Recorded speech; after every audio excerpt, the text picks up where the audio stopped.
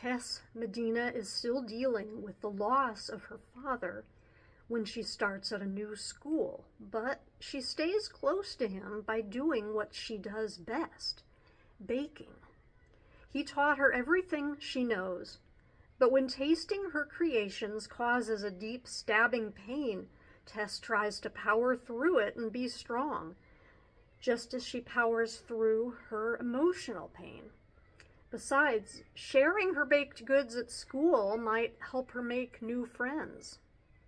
Luckily for Tess, her baking skills attract the right kind of attention, and she assembles a ragtag team to taste test her creations in preparation for the Jubilee Flower Junior Baker West Coast competition.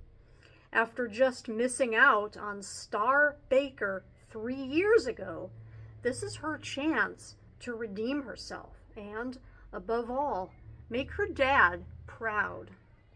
But leading up to the competition, Tess's pain worsens, and soon she's avoiding so many foods that she's barely eating. When the physical pain becomes too great, Tess is forced to confront everything she has been trying so desperately to hide. My preview today is Gut Reaction by Kirby, Larson, and Quinn, Wyatt. I am bombarded with inspiration. The only constant is change. When one door closes, another opens. And, my personal favorite, if you want the rainbow, you have to put up with the rain. I'm so due for a rainbow. Unloading a moving van in an October downpour will not make anyone's top 10 list. Same for sleeping on the floor for a week with your little sister gyrating next to you, ready to play hide and seek at 5 a.m. Minor complaints aside, I'm glad to be diving into 8th grade at a new school, clear across the state. Fresh starts and all that. The counselor clickety-clicks on his keyboard. And print. He rolls his wheelchair around to grab the paper from the printer. Here you go, one schedule. Algebra, science, language arts, social studies, pretty much the same stuff I'd be doing back home. What's SEL? Social emotional learning, talking about feelings and stuff. You'll love Ms. Daly. Talking about feelings with people that I don't even know. Oh my frog. I fold the schedule into neat quarters and tuck it into my brand new planner. Call me old school. He pushes away from the desk. Shall I escort you to your homeroom? Thanks, but the secretary gave me this. North Lake is 3 times as big as my old school, so I keep a tight grip on the map. Hang on. He rummages around in a drawer, then enthusiastically presents a window cling. Keep calm and tighten on. Now you're official. Have a great year, Tess. He waves me off while grabbing his crackling walkie-talkie. Dismissed. A North Lake Middle School Titan Power banner greets me as I leave his office. Dreams don't work unless you do, warns another down the hall. The school flings motivation around like Gracie does glitter. Another poster hangs on my homeroom door. No one can make you feel inferior without your consent. Eleanor Roosevelt. I hate to disagree with someone like her, but I bet she didn't attend middle school.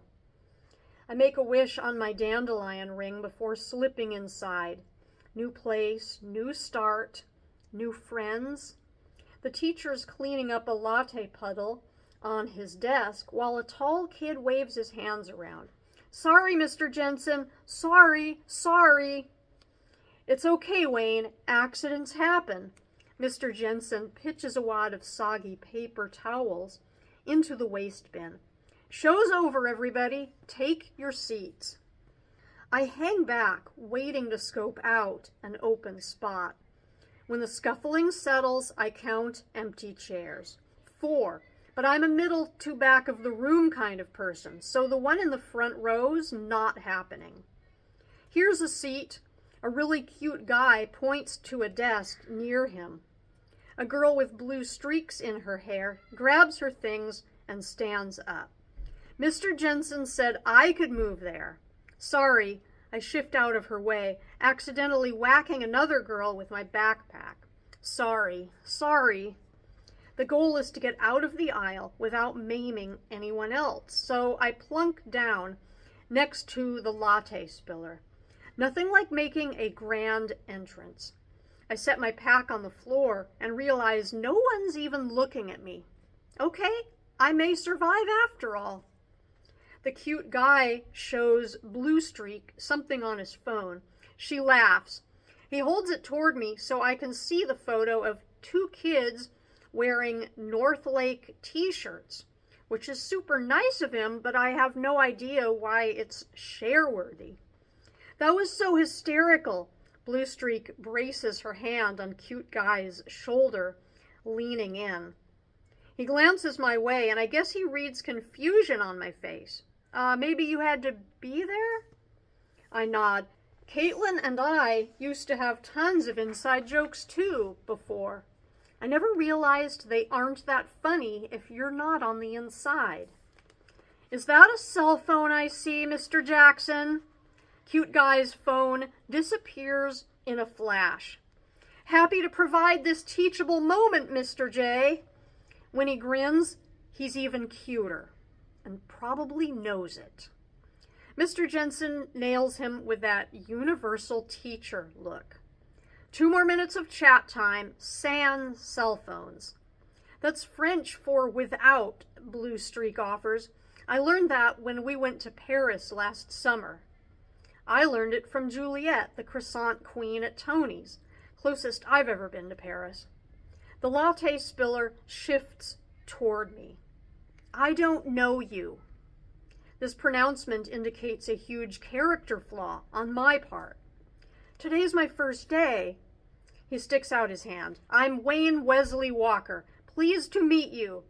The words come out all choppy and rushed, like they've been memorized.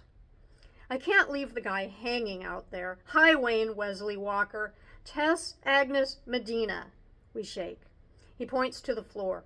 And this is Rexy, short for T-Rex. A black and tan dust mop, decked out in a therapy dog vest, looks up but doesn't budge from her spot at Wayne's size 13 chucks. Hey there, Rexy. I hold out my hand so she can sniff. You're good with dogs, Wayne says. Well, I had one, Stella, black lab. Stella was mellow, but she never would have been able to handle the noise and commotion of a school. Rexy's pretty chill. She stretches out her muzzle and pushes at my hand. I oblige with an ear rub. Wait, you said today? Wayne pushes his glasses up on his nose. That must be hard starting a new school in 8th grade. Not as hard as some other things, I say. Ugh, TMI. I mean, it's okay. I think it sounds cool, living somewhere new. Cute guy leans in. We've been here forever. He draws an air line between himself and Wayne. Over his shoulder, Blue Streak zaps me with a glare. Mrs. Mulligan wore stoplight earrings, Wayne nods. Our kindergarten teacher, cute guy explains. Wayne and I met in that class. I had friends from kindergarten too, like Caitlin, but after, we just didn't have that much in common. I stuffed those memories way in the back of my brain. When Mr. Jensen's timer goes off, the buzz in the room ratchets down a few notches so he can call roll, which concludes with a "Welcome to North Lake" speech. I want to crawl under my desk when he says, I expect you Titans to make Tess feel right at home. Thankfully, there's no request to tell the class a little about myself. Then I'd have to join a witness protection program out of sheer embarrassment. The announcements sound pretty much like announcements at my old school. No student pickups or drop-offs in the bus zones. Cell phones will be confiscated if out during class. The student newspaper still has openings for reporters. See Mrs. Chatterjee if interested. Writing is definitely not my marmalade, so I don't bother making a note in my planner. After announcements, homeroom is a study hall, complete with no talking. Rexy snores softly while Wayne hunches over a worksheet, erasing as much as he's writing. Looks like square roots. I feel his pain. Give me fractions any day. Since I don't have homework yet, I unzip my pack for some reading material, pushing past the letter that came the night before we moved. Not ready to deal with that yet. My library books buried under all the essentials. Pens, pencils, phone, lavender lip balm, water bottle, binder. Everything I need to survive middle school, except a friend, which obviously doesn't fit in a pack. The book makes a loud thud when I plop it on the desk. Cute guy shoots me a look. Sorry, I twirl my dandelion ring nervously. Accident. He stretches across the aisle and tips up the cover. Bread Science, the chemistry and craft of making bread, he reads. There's a whole book on bread? Mr. Jensen taps away on his keyboard, not paying attention. I turn the page. Tons of them, I whisper. So, it's like recipes? He takes a closer look. I bake awesome banana muffins. Blue Streak tosses her hair, each streak radiating a message. Don't even think about it. I riffle the pages and a Gracie drawing pops out. Self-portrait as Noodly Man, or rather, Noodly Girl. She's obsessed.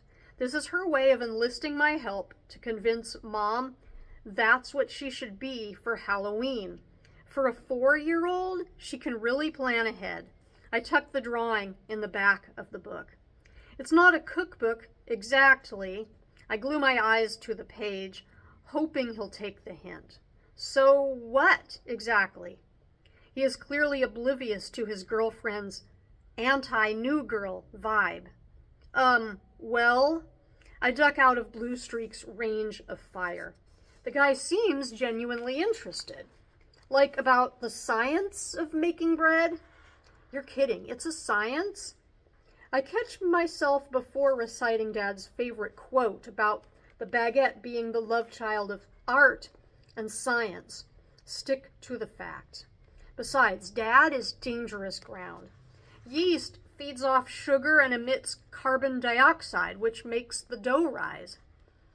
He makes an explosion sound. My mind is blown. Seems like a lot of chatter for study time. Mr. Jensen frowns at us. Cute guy grins big. He probably figured out way back in kindergarten that those smiles are teacher kryptonite. Or maybe he's one of those kids who doesn't care about getting in trouble. I am not one of those kids. And this has been a preview of Gut Reaction.